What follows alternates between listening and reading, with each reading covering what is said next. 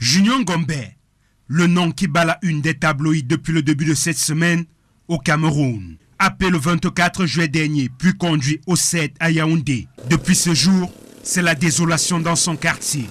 Ses collègues reviennent sur la nature de ses directs sur les réseaux sociaux. Quand nous allons sur Facebook, nous voyons que c'est à cause des directs qu'il faisait.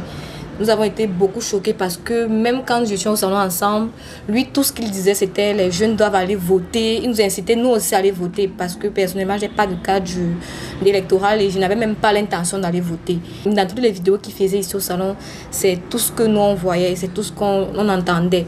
Du coup, nous avons été beaucoup choqués, beaucoup peinés de savoir qu'on l'a arrêté juste pour ça. À son lieu de service, un salon de coiffure, tout le monde est affecté.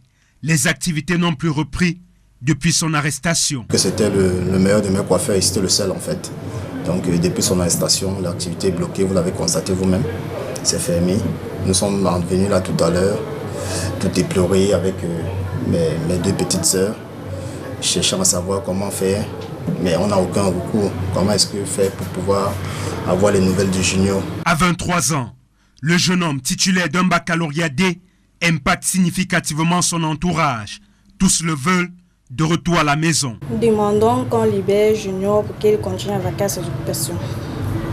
Sa famille, ses amis, nous, ses proches, nous le voulons près de nous. Décidez-vous, je vous en prie, qu'on puisse le libérer. Sans Junior, on ne peut pas tenir la main. Pour certains habitants, il n'y a nul doute que la liberté d'expression est menacée au Cameroun. J'avais 23 ans à l'époque, en 90, quand j'ai mené ce combat. Si aujourd'hui, à 34 ans, on revient à la dictature. Il n'y a pas d'expression.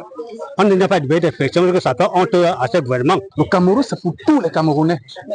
Et nous avons ce qu'on appelle la liberté d'expression. Junior a passé son 6e jour loin de son domicile. De ses proches, il a été auditionné lundi en présence d'un de ses avocats, le bâtonnier maître Akeremouna. Les faits qui lui sont reprochés sont l'incitation à la révolte et propagation de fausses nouvelles.